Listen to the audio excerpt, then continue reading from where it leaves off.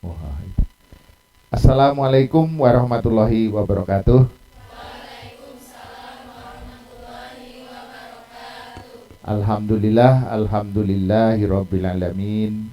Wassalatu wassalamu ala asrofil anbiya'i wal mursalin Sayyidina wa maulana Muhammadin wa ala alihi wa sahbihi ajmain, amma ba'd. Apa kabar teman-teman semuanya? Ah, Alhamdulillah. Kalau saya ngajar training biasanya alhamdulillah, baik, dahsyat, luar biasa gitu ya. Saya ulangi. Apa kabar teman-teman? Luar biasa. Alhamdulillah, syukur semuanya sehat ya.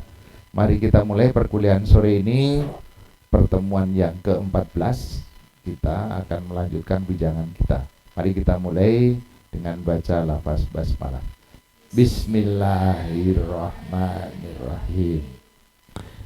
Minggu lalu sudah kita bahas detail tentang evaluasi program dan sudah selesai.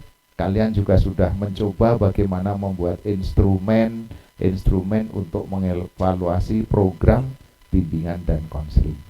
Kali ini kita naik sedikit. Kalau selama ini kita mengevaluasi, kali ini kita jadi supervisor. Maka kita lanjutkan yang kedua, supervisi program bimbingan dan konseling. Nah, apa yang akan kita supervisi? Nah, nanti kita lihat pada bagian berikut ini. Jadi, ini kegedean.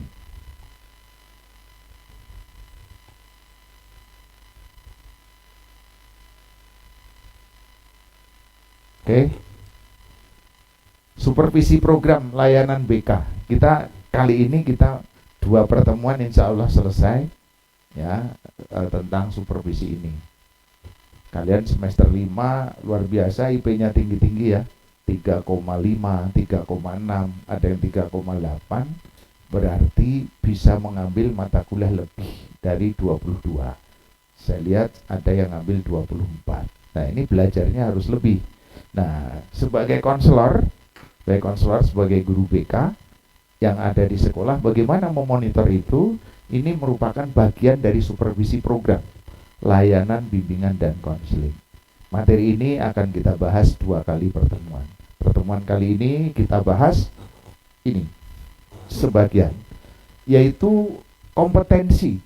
Kompetensi guru itu apa saja? Ada kompetensi sosial, pedagogik, dan kompetensi lain. Ada 4 kompetensi. Nah, sekarang tidak hanya jadi guru, nanti teman-teman mungkin suatu saat setelah jadi guru BK bisa jadi kepala sekolah, bahkan bisa menjadi pengawas sekolah ya, terutama pengawas bidang bimbingan dan konseling.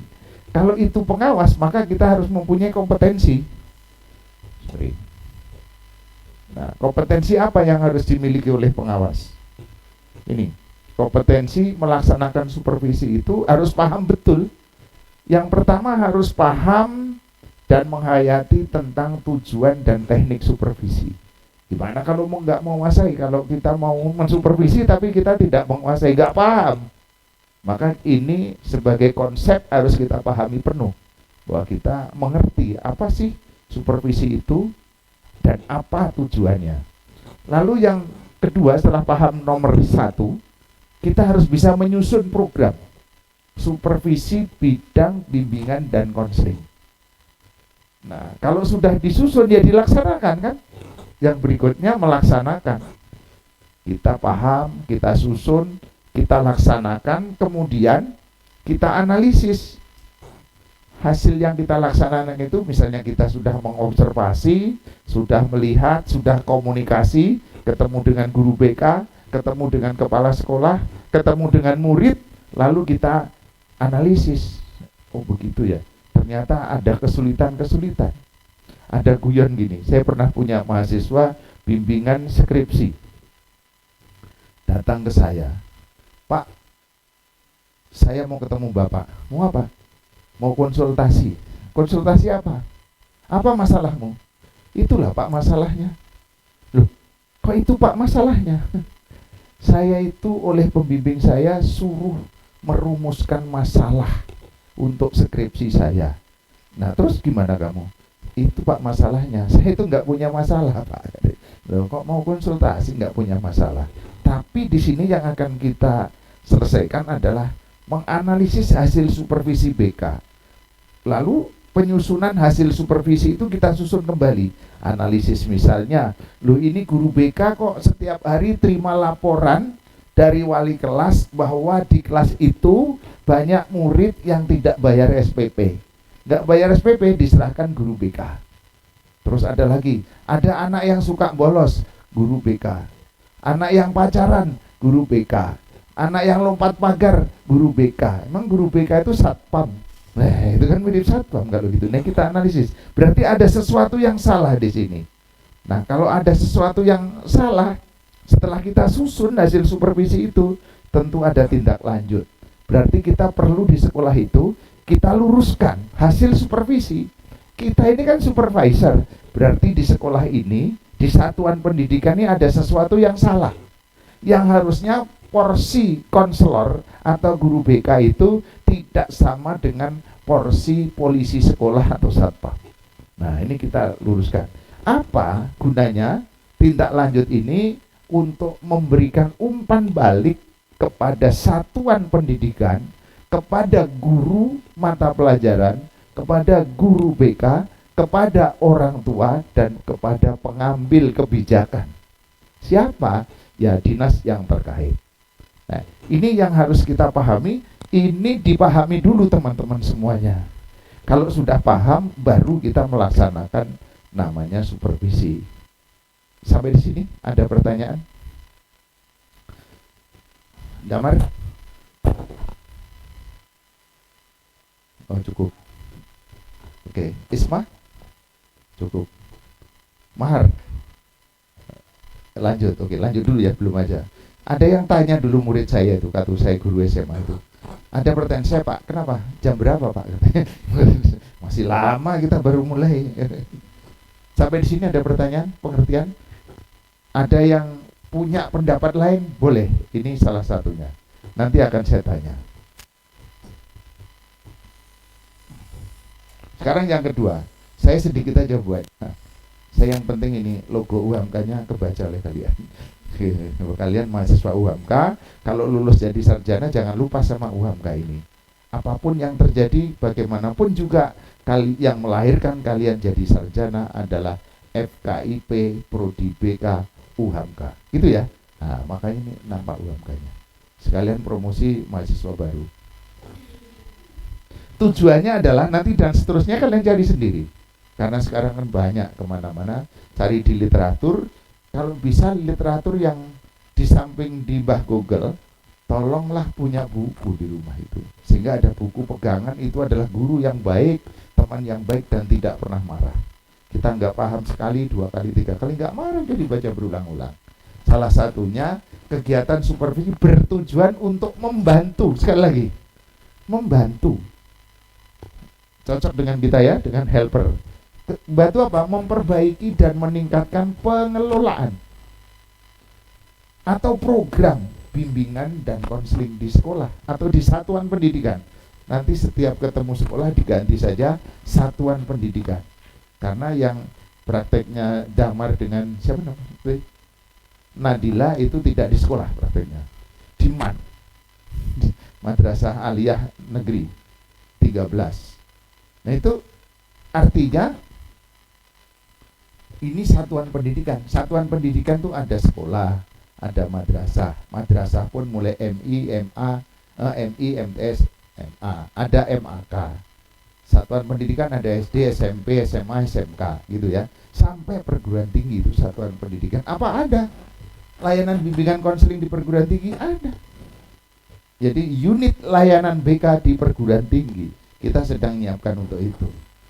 Nah, kan gitu. Tapi kalau yang pendidikan itu biasanya ngambil keputusan lama, ya gak?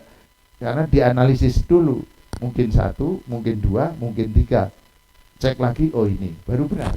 Tapi kalau yang tidak sekolah, tidak akademisi, langsung bongkar saja. Maka yang bagus bagaimana kita mencetak atau mengantarkan peserta didik kita agar optimal. Dia berpendidikan tapi juga pengalaman. Pengalaman saja seperti tadi. Pendidikan saja lama, nggak sabar nunggunya, kok lama?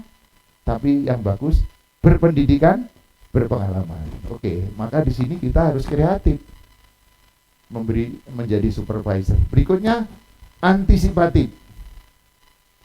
Kalau nanti konselornya begini, apa yang kita lakukan sebagai supervisor? Melawan. Atau ada yang dulu teman sekelas ya, Mahar ya, sama siapa? Najwa sama Isma. Oh, Najwa sama Isma dulu satu kelas. Pinter si Najwa, tapi sekarang pengawasnya Isma. Nah itu teman saya loh. Itu dulu kalau ujian itu mesti nanya dengan saya. Tapi karena sekarang jadi pengawas, ya nggak usah didengerin deh itu. Gitu misalnya. Jangan gitu. Tapi kita antisipatif. Isma mau ngawas tempat Najwa, sudah, oh di situ ada teman saya itu.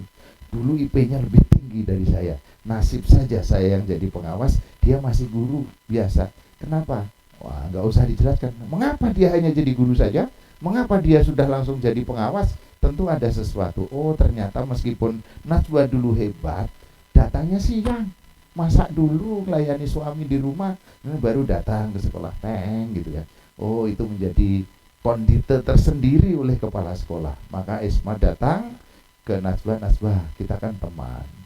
Gimana? Diubahlah pola kamu masuk kantor ini, gini. Nah, bisa gitulah kira-kira ya. Ini loh namanya antisipatif kalau ketemu teman kita. Ya, saya jadi kepala sekolah juga gitu dulu. Guru-gurunya lebih muda semua, lebih tua dari saya. Umur 26 saya jadi kepala sekolah SMP. Guru saya ada yang 30 dan sebagainya. Ya, saya antisipatif. Pasti ada yang nanti dari segi wibawa bisa kalah, tapi segi tertentu kita bisa mengantisipasi. Nah, jadi supervisor bisa ini. Berikutnya konstruktif ya. Memberi saran itu yang perlu-perlu saja. Konselor kan tidak boleh memberi saran. Betul ya? Tapi memberikan kemungkinan alternatif. Dan alternatif itu harus dipilih oleh klien kita. Siapa klien kita hari ini? Adalah Bapak Ibu guru. Kenapa? Karena kita sebagai supervisor, gitu ya. Jadi kita ini tidak boleh ini kamu harus enggak, tapi kalau alternatif satu ini akibatnya seperti ini, terjeleknya seperti ini, gitu. Jadi kita berikan alternatif satu. Alternatif dua, kalau Bapak Ibu milih alternatif dua, maka nanti akan terjadi 1, 2, 3. Antisipasinya ini gitu. Jadi di sini kita harus memberikan sesuatu yang konstruktif. Tugas kita kepada klien kita adalah guru BK. Kita adalah supervisor. Materi ini mengajarkan kalian berkedudukan lebih tinggi, marwah lebih tinggi karena sebagai supervisor. Tapi tidak boleh merasa terlalu tinggi. Kita ini sama, hanya kita diberi mandat sebagai supervisor. Ini kayaknya penting juga ya, Mas. Nah, yang penting kooperatif. Begitu sudah kembali, kita masih komunikasi. Gimana Bu perkembangan yang kemarin? Apa sudah bisa dilakukan atau kita kooperatif seperti itu? Sampai di sini ada pertanyaan? Tanya aja apa saja yang terkait dengan prinsip ini. Apakah boleh seperti apa? Ini diantaranya. Tentu teman-teman punya yang lain. Ya, JJ, ada tanya kan? Nggak ada. Ini tadi siapa nih? Ale, tanya kamu Le? Oh enggak. Wah bagus ya, silakan apa Ale? Ya.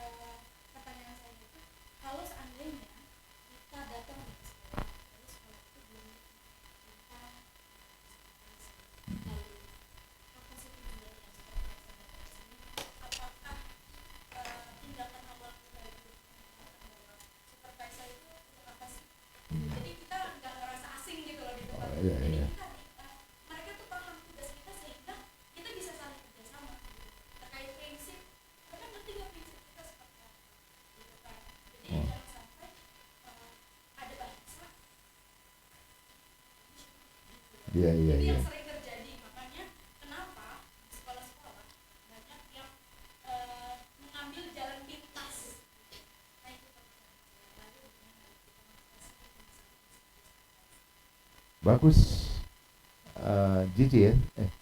Ale sama Gigi. Nah ini supervisor yang tidak bagus ini, tidak hafal mahasiswanya dengan baik, karena ini kan tiga kelompok, tiga kelas sebenarnya jadi satu. Jadi yang kalian tanyakan tadi, Ale, itu sudah bagus sekali. Jadi kita memang tidak harus siapa namanya, maaf dengan siapa, misalnya gitu kan tidak enak gitu ya. Padahal kita sudah datang ke situ, maaf dengan ibu siapa, nah, ya kita udah datang, misalnya datang ibu Ale, ibu JJ, ibu Naslah, ibu Alisa misalnya, terus ibu Isma, Pak Mahar misalnya, udah langsung tahu. Ibu siapa lagi, Nina, Nanda, ibu Nanda misalnya gitu kan, Nanda udah tahu masalahnya. Jadi pertanyaan Ale sebenarnya jawabnya sudah ada di Ale, gitu kan? Ya, jadi jangan sampai asing. Masalah teknik ini perlu namanya, kalau ini tidak perlu disosialisasikan. Maksud, tujuan, sasaran, siapa, nah itu perlu kita jelaskan. Ya, siapa sih yang akan kita supervisor, kapan waktunya, di mana, berapa lama, gitu ya, untuk apa, ini sosialisasikan, sehingga tidak ada jarak antara supervisor dengan guru-guru yang akan disupervisor itu, yang menjadi klien kita. Dan klien kita tidak harus hanya guru, bisa guru pun guru mata pelajaran, guru BK, guru olahraga, banyak betul persoalannya misalnya begitu kan. Nah ini perlu menjadi catatan penting. TU banyak betul yang harusnya dia nginput daftar nilai, ya namanya DKN, daftar kumpulan nilai, tidak pernah diinput misalnya. Nah kenapa? Kalau anak ini rapotnya terbakar, rumahnya banjir dan sebagainya, secara administratif masih tersimpan nilai-nilai ini, karena dengan nilai itu dia bisa menggunakannya, surat keterangan pengganti rapot atau pengganti ijazah dan sebagainya. Nah ini kadang-kadang lalai di TU itu, yang penting sudah bayar sudah gitu. Nah gitu ya. Jadi bagus pertanyaan, kita beri aplaus buat Ale lah ya. Kalau gitu masih dua lagi, kita lanjutkan ya.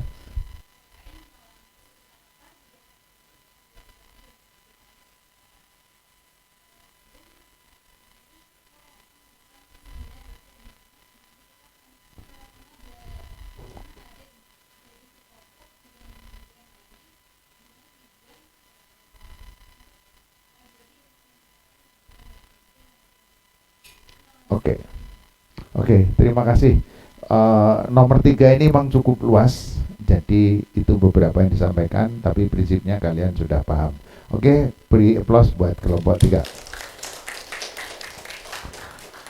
Baik teman-teman sekalian, kita masih ada waktu ini, kita karena 3 SKS ya, ini masih ada waktu, mari kita teruskan saja biar kita hemat sehingga pertemuan ke-14 ini bisa maksimal. Setelah kalian menjawab pertanyaan dengan baik, ini saya siapkan, kan sudah paham tadi, lalu bagaimana menyusun programnya, ini model-modelnya ya. Menyusun program supervisi BK ada beberapa langkah di sini, dan seterusnya file sudah saya kasihkan pada kalian, silahkan dibuka slide ke-10 ya, ini slide dan seterusnya sampai ke-10. Kalau Damar slide-nya agak lebih banyak jadi slide 10 saya minta ini dibagi 8 kelompok ya, 8 kelompok. Ini saya langsung pada slide 10 saja. Nah ini slide 10.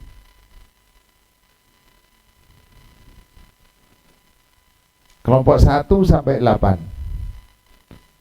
Nah silahkan dikerjakan sesuai dengan pembagian ini. Waktu mengerjakannya kurang lebih 10 menit ya. lalu nanti masing-masing bisa memaparkan sebanyak 10 menit juga. Hari ini 3 kelompok yang akan siap memaparkan. Saya beri waktu 5 sampai 10 menit. Saya akan mengamati dari tempat lain.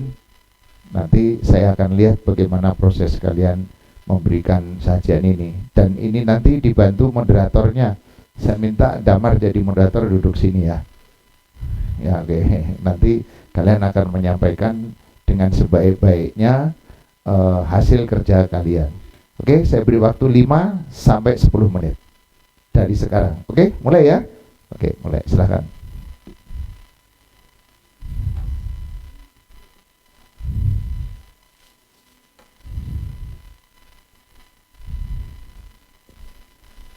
Milih aja kelompoknya apa. Ini saya beri kebebasan di slide berapa. Sini milih slide ke berapa.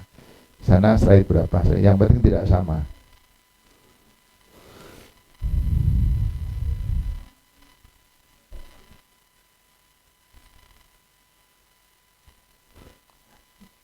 Baik, terima kasih. Kita beri aplaus pada kelompok 2. Terima kasih. Silakan duduk. Terima kasih semua udah nyampaikan paparan. Semua udah bagus paparannya. Hanya perlu dilengkapi ya. Nanti dilengkapi masukan dari kawan-kawan tadi. Ini sebagian ada yang menyampaikan, sebagian ada yang sudah siap pertanyaannya, tapi karena waktu pertanyaannya disimpan dulu, kita ketemu minggu depan. Dan ada tugas untuk minggu depan. Minggu depan kalian melanjutkan separuh bagian. Kita melanjutkan untuk yang belum paparan. Kemudian yang sudah ada tugas, yaitu mensupervisi, mini supervisi kesatuan pendidikan, ya. Mini supervisi, artinya durasinya hanya sehari itu. Satu kelompok datang ke sekolah satuan pendidikan. Tugasnya di halaman 13, yaitu kelompok 1 pada satuan pendidikan sekolah dasar. Kelompok 2 pada satuan pendidikan madrasah ibtidaiyah. Kelompok 3 pada SMP. Kelompok 4 pada sanawiyah negeri. Kelompok 5 pada sanawiyah swasta. Kelompok 6 pada SMP swasta. Kelompok 7 pada SMA negeri. Kelompok 8 pada SMA swasta. Kelompok 9 pada madrasah aliyah negeri. Kelompok 10 madrasah aliyah swasta. Kalau tadi 8 kelompok, sekarang 10 kelompok. Dan hasilnya ditulis sebagaimana format yang saya kirim di halaman 16. Format laporannya seperti itu ya, halaman 16. Kapan dikumpulkan? Bersamaan dengan UAS, ya. Jadi UAS, pada pertemuan 16 kita UAS. Jadi dikumpulkan saat UAS. Saya sendiri akan datang ngawasi.